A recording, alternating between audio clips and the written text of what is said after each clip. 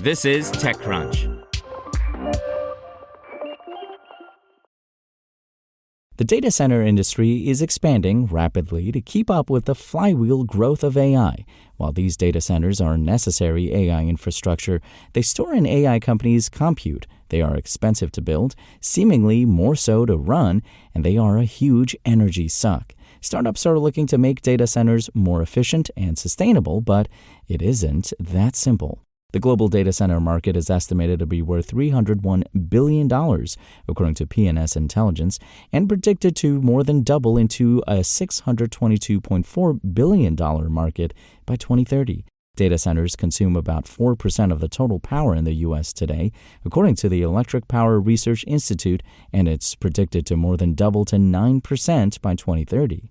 Data centers and the big companies that rely on them are scrambling for power. Last month, Microsoft inked a deal with Constellation Energy to restart its nuclear reactor on 3 Mile Island to keep up with demand.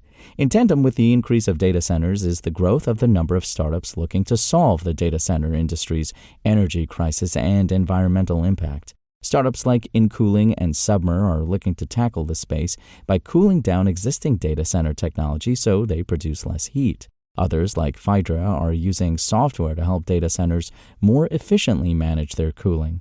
Some are looking to build an entirely new model. Veris is building a more flexible data center using microgrids. Sage Geosystems is building a way to use hot pressurized water to power data centers instead of natural gas. Sophie Bakalar, a partner at Collab Fund, which is an investor in Phaidra, told TechCrunch that while there were entrepreneurs looking to build data center tech before the AI boom, data centers play a large role in cloud computing and Bitcoin mining as well. She's noticed a 10x increase in founders looking to build tech for this space over the last year. We've seen a company that is building data centers in space. It runs the whole gambit, Bakalar said.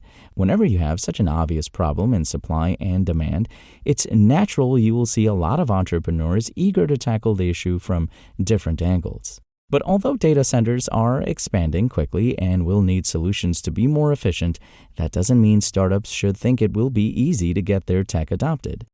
Francis O'Sullivan, a managing director at S2G Ventures, told TechCrunch that the speed with which this space is growing may actually make it harder for startups to find partners willing to test their tech or take a chance on it. Data centers are enormously expensive assets, multi-billion-dollar facilities. The reality there is they must work, O'Sullivan said. Therefore, the real meaty data center world is not a forum for experimentation. The customer base for this kind of tech is also arguably more concentrated, and with that, likely harder to penetrate, said Christian Brennise, a partner at climate-focused VC Transition. Brennise added that his firm has spent a lot of time researching and going deep into the data center tech category, but while they found cool companies building novel tech, they haven't been able to gain enough conviction to invest. Brennise is worried about how companies will be able to scale. He thinks some of the startups he's found fall under the classic climate tech conundrum of being cool tech, but not necessarily a company that can produce venture-like returns. He said that it's hard to build a venture-scale company that only sells into a handful of large companies like Microsoft and Apple. We have come to the view it is very, very hard to build a large company only selling to AWS and Microsoft and whatever. They are ruthless at procurement, Brennise said. They are not in the business of giving away a lot of margins. If you start to make too much money, they want to circumvent that or start doing it internally. While some investors remain skeptical, many startups in this space are seeing traction. Impending regulations in both Europe and in data center-heavy U.S. states like Virginia mean that even if these large customers aren't shopping for solutions now, they will likely have to in the future. Helena Samodurova, the co-founder of InCooling, a Netherlands-based startup looking to cool data centers down, launched her company 6 years ago before the current AI hype. While data centers and the energy they used was an issue then, the demand for InCooling's tech has completely changed. Back in the day, people didn't really know about it, Samodurova said. In the last 6 years, that has changed tremendously. As we went through this journey, we really had to educate people on what this was. Fast forward 6 years later, that's not the case. We are being sought out. Samodurova said interest has increased from both potential customers and investors, too. She added that the data center industry is more broad than just the Amazons and Googles of the world, and that helping improve data center emissions is not just focused on those few large companies. You have a bus to go to the station. You have a car to take your family to go out. You have a Ferrari to go racing. Everything has four wheels, but the mechanics of it is different, Samodurova said.